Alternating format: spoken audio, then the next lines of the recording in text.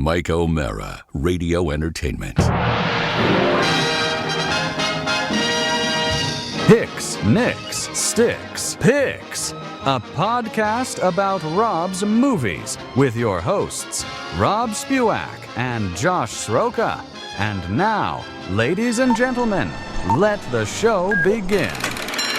Thank you, AI guy, and feels good to be back in black and white, Josh. I was uncomfortable last week being in full color. I prefer the color, but the black and white works. It does. It's kind of our thing. And welcome everybody to Hicks, Nicks, Sticks, Picks, a service of the Mike O'Mara Show. Maybe, if we move out of these, once we finish with the 1930s, 40s movies, yeah, maybe we'll change the color of our logo, kind of brighten it up. We don't have any sort of, no orderation. No. So, maybe. But for now, let's just go with black and white movies, black and white. If we get into an all 80s movies theme, then we can go with some neon or something. And I'll have big hair. I will go ahead and get big hair and a swatch, and I can wear my Vans. It'll be a great 80s show. But before we move on to today's program, and I hope everyone watched the movie that we recommended last week.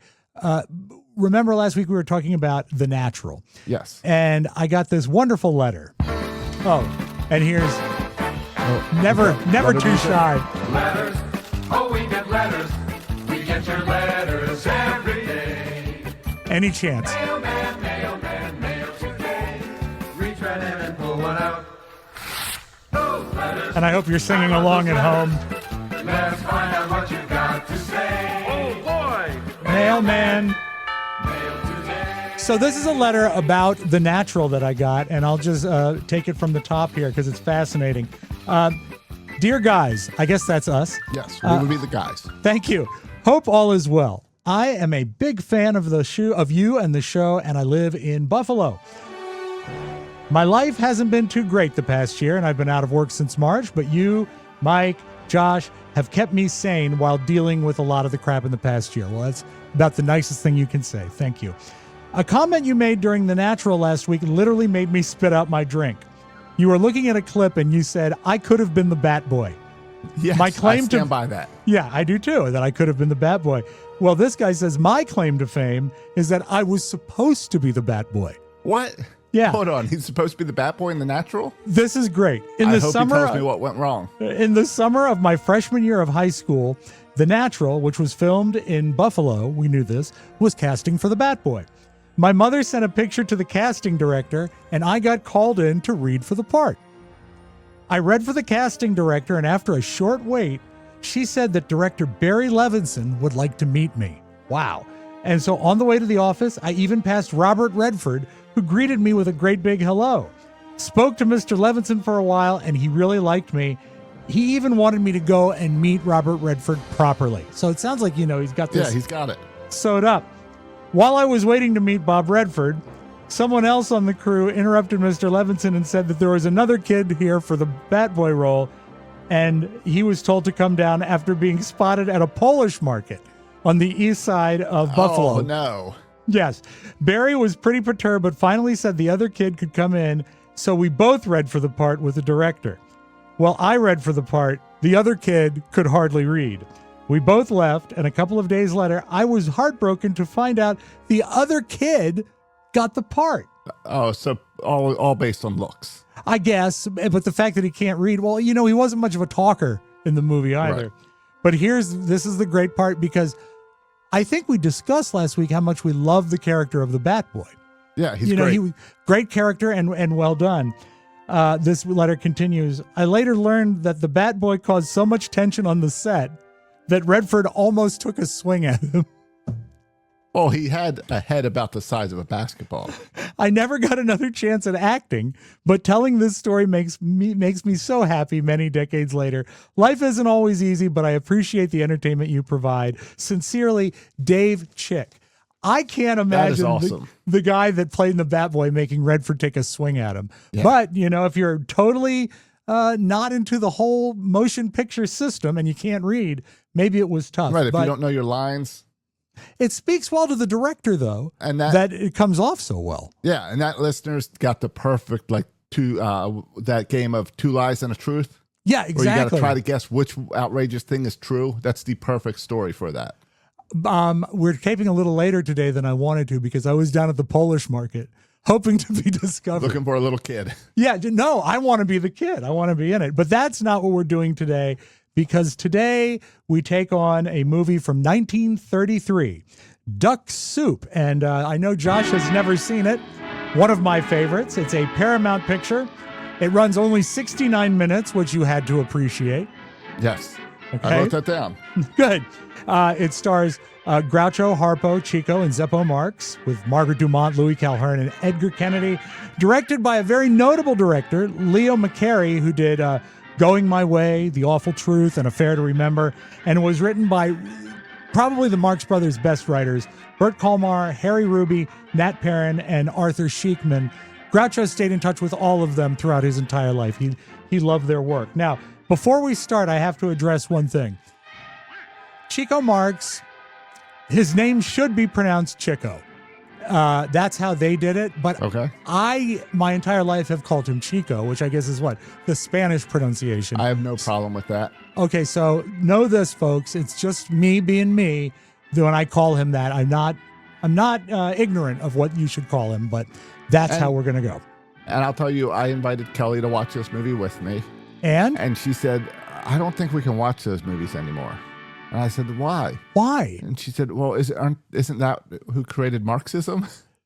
Oh, no. And I said, you've got the wrong Marx. Yeah, that's bad. This has nothing to do with that. No, that's not right. And then she still said no because it was a Rob movie. And it was black and white. But Yes. just a quick plot summation.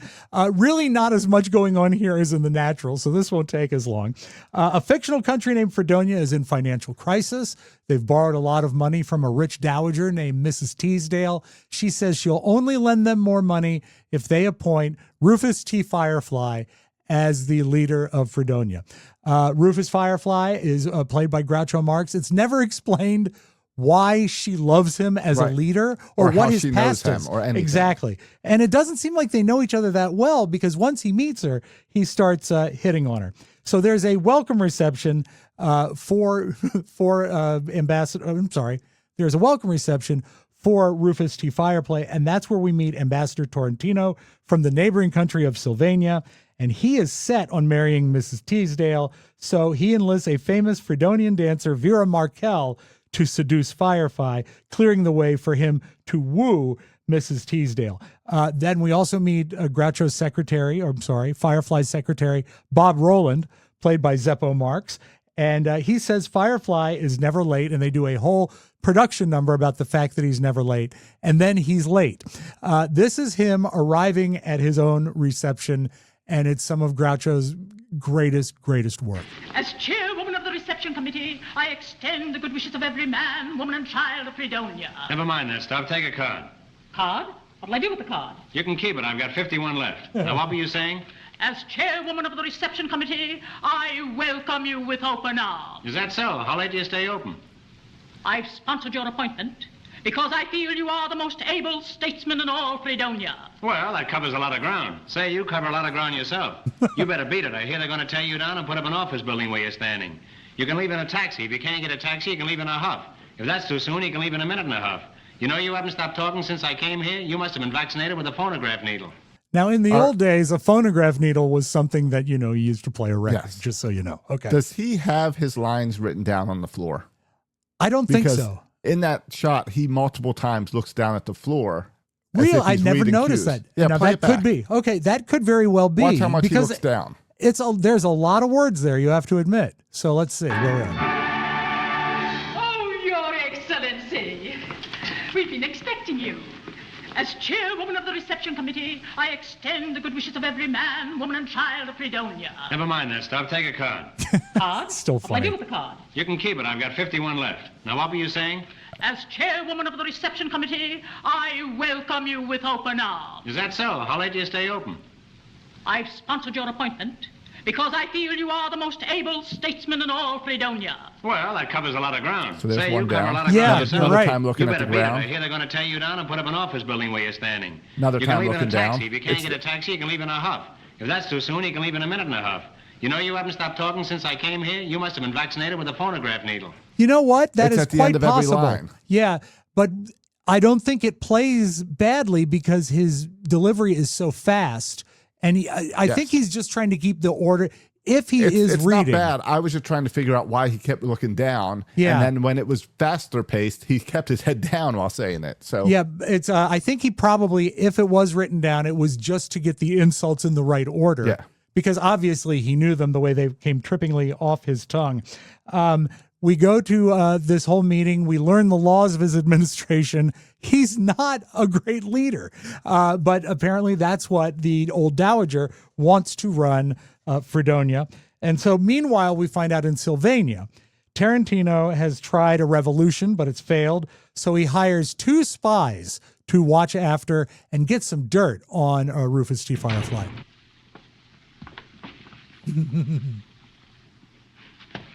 We fool you good, eh? Gentlemen!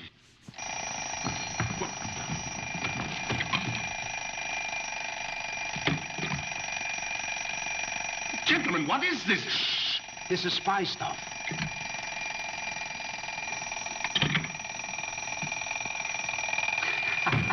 Telegram for you, sir. Oh.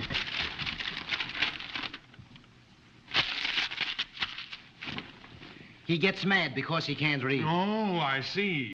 So they're working for the opposing country at this point.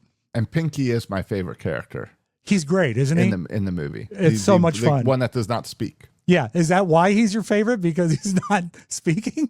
No, I think he does a good job with the with playing to Pantomime? the camera and the pantomime, and it adds the comedy without just a lot of words. Yeah, Well, no words. I want to ask you about the characterizations of the brothers later, but so Ciccolini, who is in that, goes undercover. We had just seen Firefly in a meeting with the Chamber of Deputies, and it's ridiculous. He's playing jacks. He's insulting everyone. All the deputies quit, and he hires Ciccolini, who is spying on him by running a peanut cart, as the Secretary of War. And then Pinky comes in, and inexplicably, a dog comes out of his chest and barks, which I think is one of the most unexpected gags in the movie. And it doesn't really make any sense for any reason other than the fact that it's a surprise. Well, that's a lot of this movie. I suppose. They find out that Tarantino is trying to undermine the entire country.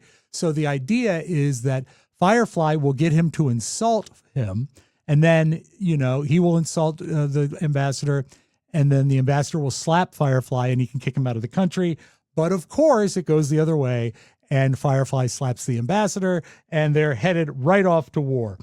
Now, we introduce a character that is really sort of tangential to the whole plot, but I love it, is Pinky has taken over the peanut vending wagon, and they're adjacent to a guy selling lemonade. Now, the lemonade salesman is a guy who's in a million funny movies. His name is Edgar Kennedy, and what he did was he was master of what was called the slow burn. And to that is a slow buildup of just totally losing your mind in anger. That was kind of like his trademark. And he's really good in this movie, especially when Harpo ends up dipping his feet in the lemonade for the ultimate revenge. There's also a great routine with the hats, but they're just head to head and bumping heads the whole time, which has nothing to do with the plot.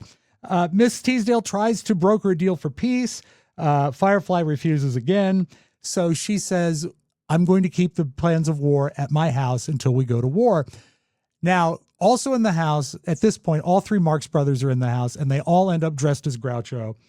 And this confusion results in them doing the world-famous mirror scene, where they look just alike, because, in real life, they are brothers. So once they put on the makeup and the glasses and the hat, it is almost indistinguishable. We'll discuss the mirror scene. Ciccolini gets caught, gets put on trial. They do a huge 1930s style musical number that doesn't have a trace of seriousness to it. It's called To War, and it's a massive music routine. They go to war. Firefly continues to command and change uniforms all through the war. It looks bad, so they escape to Mrs. Teasdale's home, and luckily they're able to capture Tarantino. The war ends. Hail, hail, Freedonia. So it's not a lot of plot to sustain a 70-minute movie. Right. But I want to know your first take of the movie. Well, we'll get to the plot when we talk about some of the problems and issues I have with the movie. Was there anything you liked about the movie? There was. Okay, great. 69 minutes. Okay, the short you liked. Yeah. I like that. I like a short movie. I liked, as I mentioned, I liked Pinky. Yeah. Which means my favorite scene in the whole movie was the lemonade stand fight. Isn't that that's great? A lot of Pinky, and it's great. Yeah. I love the interplay with them and Edgar Kennedy because it's a 2-on-1 and he's bigger than them and he's a mean guy and they just keep up with him. The scene with the hats where it ends up with his hat literally being on fire makes me laugh every time. Oh, and the horn and filling it up with lemonade and then squirting the guy. Yes, exactly. I love it. It's great. It's so great. The other thing I liked about this movie is the way it uses silence. There are moments on this where I thought, wait, did my speakers go out? Did something's not working? Because your movies today have zero silence. You're right. We're even taught with the podcast and radio, like you can't have silence. Silence is bad. Something's got to make noise. Fill it up. And this movie let things play with your eyes only, which I thought was good. Did you feel, and I really watched it because I have the Blu-ray, of course, but as I really, really watched it on the big screen with the Blu-ray, the backgrounds and the way the movie looks, it's not an excessively big budget picture, but it looks like a big budget picture. There's lots of extras. Yes. The sets are pretty ornate, and there's a lot of stuff to look around. It's a beautiful film that way. But it looks like a stage set where it's like, here's a scene, and the cameras are just focused here. I was thrown off a little bit by the was it Paramount? Yeah, who released it, because the Paramount, they put a color beautiful Paramount logo at the very beginning of the movie. And I was like, this is going to be color? I was surprised. No. And then it rolled into this old black and white. So it teased me a little bit there. My big takeaway from this movie is watching this movie is understanding why people like you and older people and comedians love this movie, because this is basically the foundation for what became The Naked Gun, Hot Shots, these satire shows, where it got the feel of, instead of build up to one big joke, we're going to throw 100 jokes at you a minute, and some of them will land, some will not. Have you ever seen a movie that was so dense with comedy? Well, and again, you said is that it doesn't all land, but you don't go 10 seconds without something. Right. There's constantly something. And even in that silence, there's something comedic going on visually. Yeah. It's really kind of remarkable, the speed of it and the anarchy of it, that it goes on. And the anarchy is sort of offset. Obviously is an anti-government piece, although they claim it wasn't. Mussolini had the movie banned in Italy because he thought it was a direct insult to him and his government. It wasn't, but when the Marx Brothers found that out, they were delighted. It is very pointed about government. There was even a subplot that was taken out where Groucho, or Rufus T. Firefly, was a munitions dealer and was going to make money profiteering off the war. I guess that's a little too close to real life to be funny. But, that's the foundation. The whole foundation of the whole movie is that money buys politics. And that with money, you can get whatever you want in politics, that's classic. That was good then, works now as well. And you can see that, when the ambassador is after Mrs. Teasdale, he wants to gain power of the country. The only reason Groucho is sticking around for Mrs. Teasdale is he wants her money. He wants that money. And it's very important to him to get it. You're right. There is a strong financial motivation behind the whole movie. Did you find the satire? I'm curious. I know you have more to say, but did you find the satire really does sort of stand up because of the anti-government notion and I think the inherent brokenness of politics? It didn't feel anti-government to me. It felt just, this is all silly. Okay. And to me, and government is silly. And now as we're recording this and we've got the whole government shutdown thing, it speaks more to silliness of like every politician trying to take a stand. You think back to that scene where the guy was like, I've got new business. And then suddenly it's old business. Yeah. And it's like just that type of thing where it's like just control and silliness. But that is, I do feel that is a comment to, government regulations and red tape. Yes. They can't even get through a meeting without you have to take up the tax before you take up the carpet. Right. They bring up things that don't even make sense, but they're all on they're all part of his day. It is a significantly silly movie, and it was not a big hit at the time. It didn't lose money, but it wasn't a massive hit as many of the Marx Brothers movies were. Yeah. Now, as we're talking about good things, we talked about the lemonade scene and how much Right. fun that was. Right. And I love the idea of a peanut vendor as your way to interact with the ruler. Yeah. Because I could totally see that working nowadays. I could see a McDonald's truck pulling up and tossing Big Macs over the fence to Donald. You know what? It was reminiscent to me. What was the show with Kevin Spacey where he was president? House of Cards. House of Cards. And even when things were, he was being president, he would still go to his barbecue guy. Yes. And talk to him. And yeah, it's nice to have the ultimate supreme ruler in a land have someone like that to sort of, Where it's like, talk to. This is my connection to the common folk. And he becomes Secretary of War. Right. Which I guess we have now again. Yeah. But the other scene that we haven't talked about yet, that we have to talk about in this good section, is the mirror scene. Because that has been copied in almost every comedy. That's used over and over and over again. It's amazing. It was actually thought of by Leo McCarey, the director. They did not create it. And what's funny is that you mentioned how they use silence in the movie, Yes. which is great because it also, when they use silence, it makes the rapid fire dialogue sort of pop a little more because it gives your ears a rest. Yeah. But the mirror routine was taken from a silent movie. I think it was Harold Lloyd. Don't get mad if I'm wrong. But they decided, the director said, let's do the mirror routine in here. And they shot that in only 2 hours. I mean, they just went in and did it. And the precision of them pretending to do each other, and spoiler alert, there's a couple gags in it that are so totally unexpected. When he spins, but the mirror reflection doesn't spin, Right. and it still holds up. The switching of the hats in that is so funny. And it is a great device to get all three Marx Brothers in one scene and the capture of Ciccolini. Now, Harpo even redid the mirror scene with Lucy in an episode of I Love Lucy some years later. When you watched it, what was your take on it? Because when I watch it, it's amazing to me because it is so precise.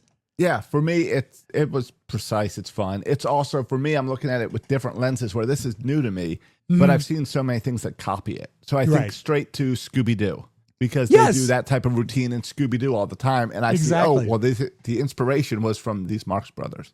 Yeah. Now, I have to ask, do you have any other moments that you want to cite that you really enjoyed? Those were the lemonade and the mirror scenes are the best scenes in the movie. Okay, I would agree with the mirror scene. I kind of like the scene with the board, where he's, the Secretary of War is out of order, which reminds me, so is the plumbing. In 1990, it was added, this movie, to the National Film Registry by the Library of Congress. It was ranked number 5 by the AFI in 2000 as the 100 funniest movies in America. So the 5th funniest movie in America, according to the AFI. And in 2007, the American Film Institute again ranked this as the number 60th greatest movie of all time. So that being said, and before we get to the stuff we don't like about it or stuff you don't like about it, I do have a question for you as sort of like groundwork. Going into this, leaving out the Marxism comment from your wife, what did you know about the Marx Brothers, if anything? Nothing. Black and white movies, not much. Okay. So you never caught it as a rerun? Never saw anything. This is the first time seeing anything with the Marx Brothers. I knew who they were. Right. I know, Groucho for the mustache. Yeah, exactly. Did you ever watch his quiz show, You Bet Your Life, later on when he was, okay. No. So this was really sort of a brand new experience for you. It was. How did you feel with, okay, you've already said you like Pinky and Harpo being silent, playing totally in pantomime. Yes. They all have their characterizations. Groucho as sort of the motor mouth, rude comic that talks to the camera, which was totally unheard of back then. Groucho, I struggled to figure out the mustache. Okay, the story behind it is that he wore a grease paint mustache for many years and then went to a more realistic fake mustache. This is Okay. when they were on stage. One day he arrived late to the show, didn't have time to put on the realistic fake mustache, so just put some grease paint on his lip. And he said, the laughs were the same. Why am I wasting my time? So it is a throwback to old Or theater just and grow a vaudeville. mustache. Well, maybe he can't, you know? Maybe so. It could be. But okay, so you weren't thrown by him talking to the camera. That's common anymore. No, probably because it's common. Yeah, yeah. How about Chico and his Italian accent, which really doesn't fit in anywhere? I mean, I didn't even notice it, honestly. Really? Okay, good. Yeah, it goes back to when ethnic No, stereotypes played because- well in vaudeville, and that's where he got that from. Well, and all the characters here were odd. So to have Yeah. a different accent, it just fit to me in the movie. I'm glad. Now, did you even notice the character of Bob Roland as the fourth Marx brother? That's Zeppo Marx, Groucho's secretary. I didn't know there were 4 Marx Brothers. Yeah, this was Zeppo's last movie as one of the brothers because, as he said, he was sick of being called the unfunny one. This movie really underscores the fact that he wasn't funny because he's so minimized in it. The weird thing is, in real life, they say he was the funniest of the brothers. I still can't believe that. But when he retired from making movies, he virtually invented the position of the Hollywood agent and made a lot of money. So any of the new agencies that exist now, that the agent notion didn't really exist until the mid 30s, and he was one of the first to do it. Okay. So he did okay So he as might far be- as that goes. So he was at least the smartest of the brothers. Yeah, I do believe he is the smartest of the brothers. Let's take a short break here, and we come back. We'll discuss the problems with the movie and some questions I have for Josh. Despite my cluttered summation of a movie that really didn't need a big plot summary, I think we're doing great. And I want to thank everyone for listening. We'll be right back. This is Hicks Nicks Sticks Picks. All right, we are back on Hicks Nicks Sticks Picks, and this I knew would be an ask of you because this is a really old movie. This is 1933. This is pre-code, so they could even get away with some naughty gags that existed in the early 30s before Hollywood sort of cracked down. What was your feeling going into it, Josh? Because it's nearly 100 years old, this movie. Yeah, it really is. It was a movie that I didn't mind that you picked it because I would never watch this movie. Okay. And honestly, if I was a listener, I might not have watched it either, but I'd be interested in listening to this conversation to learn more about it. Because everything I know about Duck Soup is from the Mike O'Mara Show or Don and Mike Right. and references. And even then, those are sparse. We don't Yes. go to that often. I do think it is their funniest movie. I don't think it's their best movie, and I'll explain why. But the whole deal of the fact that it is just gags, funny, one after another. There's usually a piano solo by Chico. There's normally a harp solo by Harpo. There's normally a romantic subplot in a Marx Brothers movie. All of that is gone, and all we have is anarchy. And that's why they say it was probably ill-received at the time of release, because we're in the throes of the Depression. And America, this was too much. It was too much anarchy, too much silliness. There's no reality in it. There's some surreality in it, which is odd for the time. And it's come to be regarded as probably their funniest movies. So and that being said, the fact that it wasn't a huge hit when it was released, that had sort of a renaissance later on, what were the problems you had with the film? There's no plot.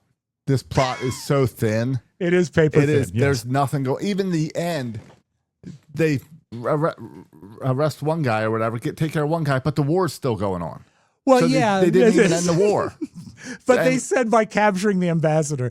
I don't know the rules of war, but he was captured by them and he surrendered. So maybe that's the end of the war. But it is. I'm not going to defend the plot. No, that's Yeah.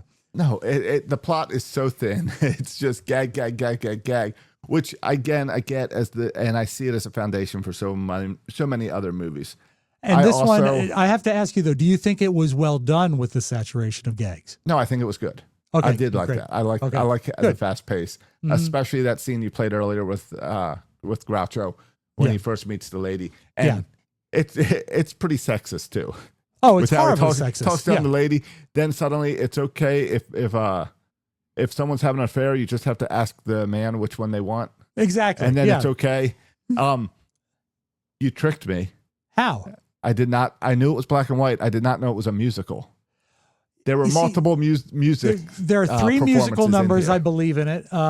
Now, the To War number is in there as a parody of the way they did musicals at that time. That's a very, sadly, at that time, that was a current comment and satire of Hollywood with the big over-the-top musical and what seemed like thousands of extras.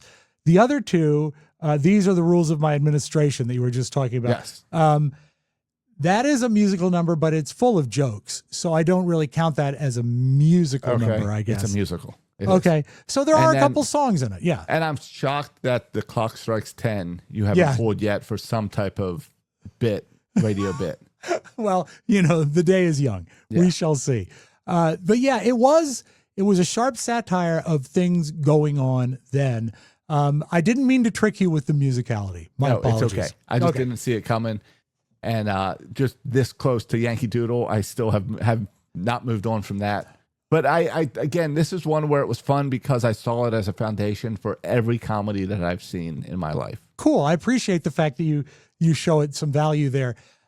I don't know. It's not my favorite Marx Brothers movie, but it is, I think, all told, beginning to end, the funniest movie. If that seems contradictory, but I don't know if it is or not. I totally see this movie playing better when you look back than at the times. Okay. I can all right. totally see going into the theater and seeing this and being like, well, this is stupid. There's no plot. This is going on. Mm-hmm. But then I can see looking back at all the inspiration and looking back and be like, oh, this is their best movie.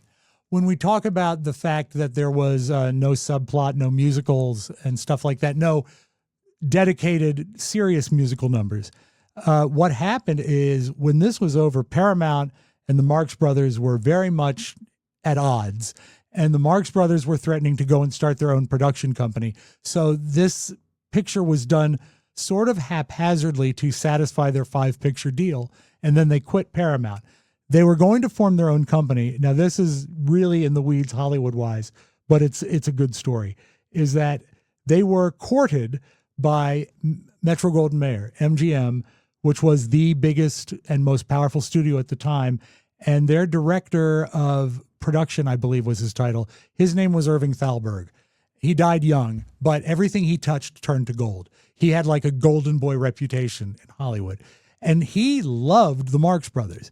And he brought them over and he said, the reason that Duck Soup didn't hit is it's all you. There's nothing for the ladies. There's nothing for people that want That's romance. true. And there's no music. So the next movie they did, A Night at the Opera, beautifully made film. The dialogue is just as funny, but there is a romantic subplot. There is a harp solo. There is a piano thing in there. And true Marx Brothers fans are annoyed by that because it takes away from the anarchy of it. But in fact, it's just making it more saleable. Yeah, it makes a better film overall. Exactly. Yeah. Totally get that. Now, Thalberg was funny because he was such an important guy in Hollywood that he would schedule meetings and then just ignore them. And the Marx Brothers didn't like that. And this is a true story. I've seen it cited several places. Thalberg called the Marx Brothers in for a meeting and they sat him in his office and he didn't show up for like 2 hours. And they were livid, but they needed to take the meetings and get the job. They called down to the commissary and had them send up potatoes. And when Thalberg finally came to the office, the Marx Brothers had stripped down to their underwear, built a fire in his fireplace in the office, and were roasting potatoes just because they wanted to say, you know what, you can't play us like this. We're just going to make ourselves at home. So this movie represents sort of a high point in their comedic career, if not their financial career. But I always like the fact that Irving Thalberg saw the magic of the Marx Brothers and was able to make it more saleable and, let the motion pictures continue like that. Yeah. Do the other movies, I guess you say they have more structure Yeah. and organization, because this felt like skit after skit after skit, very little even transition of how do we get from here to here. Yeah. It was very much, we're in There's- this room, now we're in this room. Much more plot driven. Right. Especially the movies that came after this, but also know that they were essentially sketch comics that came out of vaudeville to do it. And one other thing that Thalberg did, I didn't even think to mention this, but I will now, is he wanted the routines, and there's set pieces, set routines, like for example in this one, the mirror routine, that can stand on their own.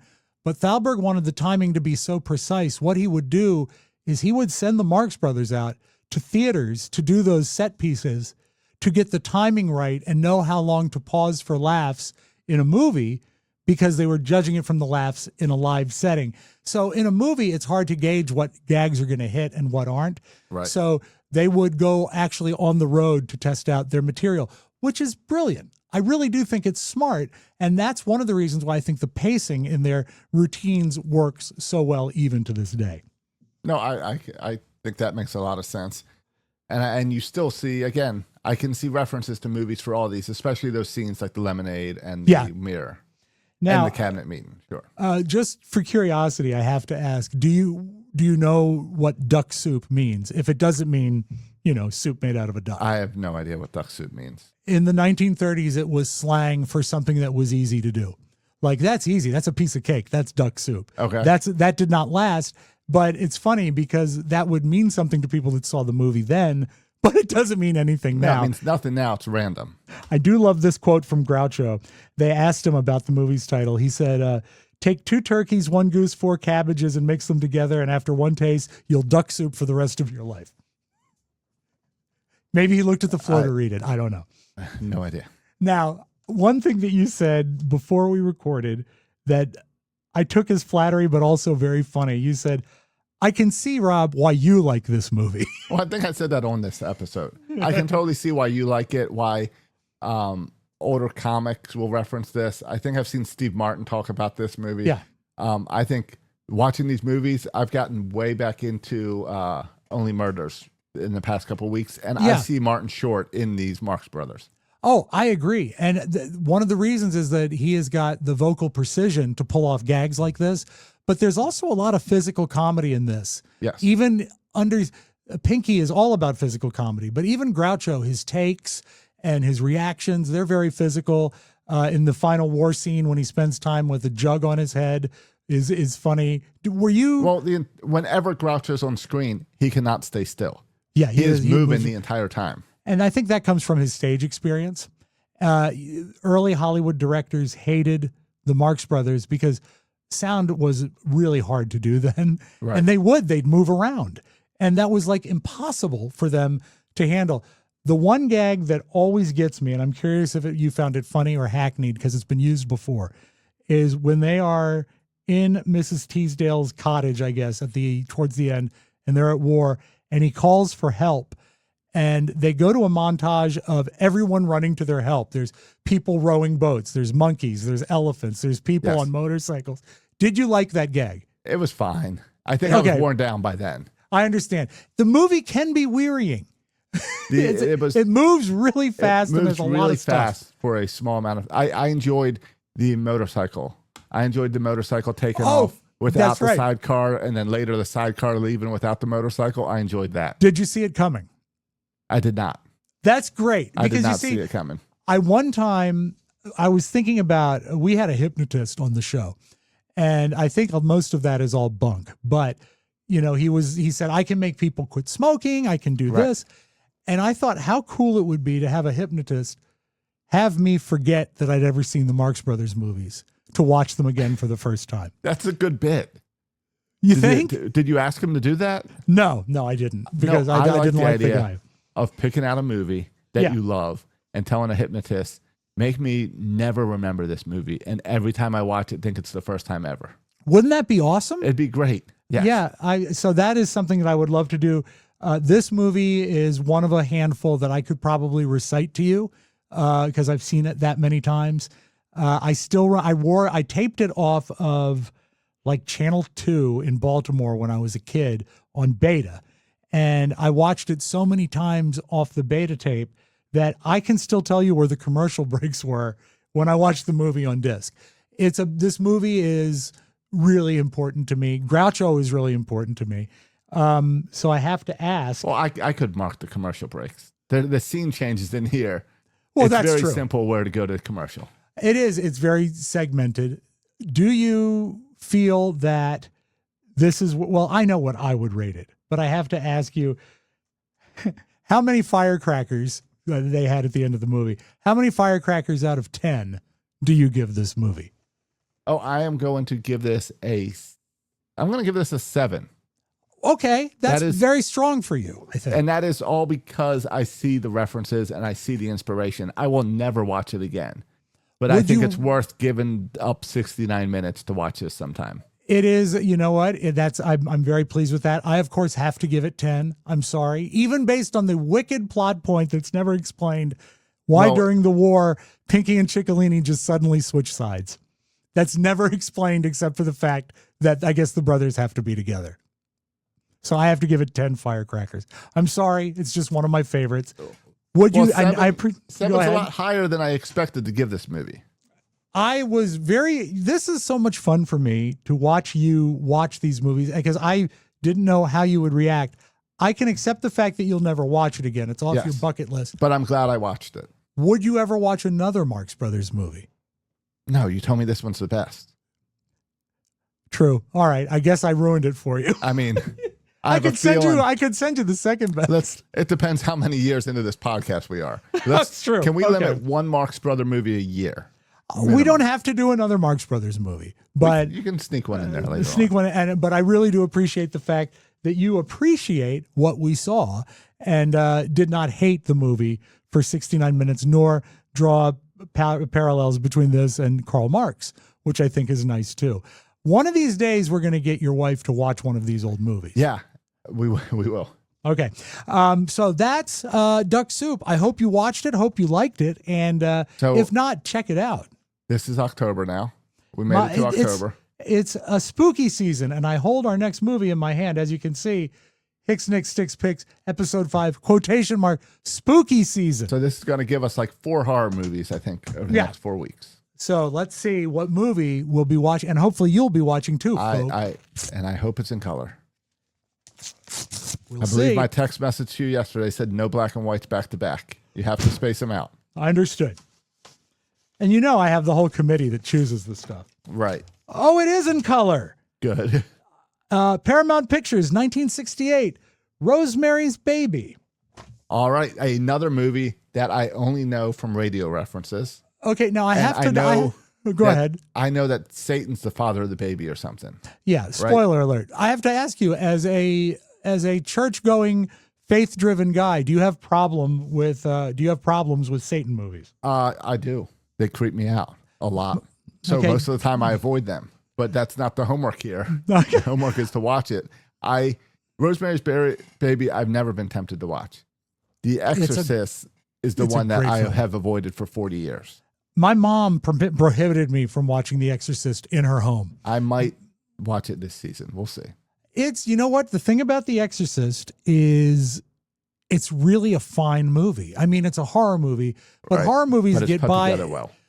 If they're, they can be schlocky, but if they make you scared, they give you the jump And that's- scares. And good. that's my concern with Rosemary's Baby, is because I believe Satan's real. So, Well, this So- won't do anything to change that. exactly. So I know Rosemary's Baby is always on a list of one of the top horror movies ever. So And I'm glad this is forcing me to sit down and watch it, but I will watch it around noon with all the lights on. All the lights on, yeah, maybe. And and if you want, we can just, keep your cell phone on. And if you can call, I can, Yeah. I can rescue you. It is a wonderful film with a great backstory. Did I show it to my daughter when she was 12? I did. She loved it. So it is a fine film, and we'll be watching All right, Rosemary's I'll bring Baby. the whole family in. I'm not saying to do that. I'm My not saying kids to are do 11. This will be fine. that. Yeah. Mia Farrow, and of course, at that time, she was dating Frank Sinatra. There's so much going on while we talk about Rosemary's Baby. I think you're going to enjoy it. Josh, Can't thank wait. you. I think this was our best episode yet. Everyone is. So, folks, thank you for joining us today on Hicks, Nicks, Sticks, Picks. Watch Rosemary's Baby. That is your homework. And we will be back next week with a new episode. Josh, thank you. You're welcome. Go over and rate and review the podcast as well on Oh, iTunes, yeah, do all the things. Podcast app, subscribe, do all that stuff. And help We us out. appreciate it. And thank you to the Mike O'Mara Show for being our mothership. We will talk to you next week. So long, everybody. Hicks, Nicks, Sticks, Picks. A podcast about Rob's movies with Rob Spewak and Josh Sroka.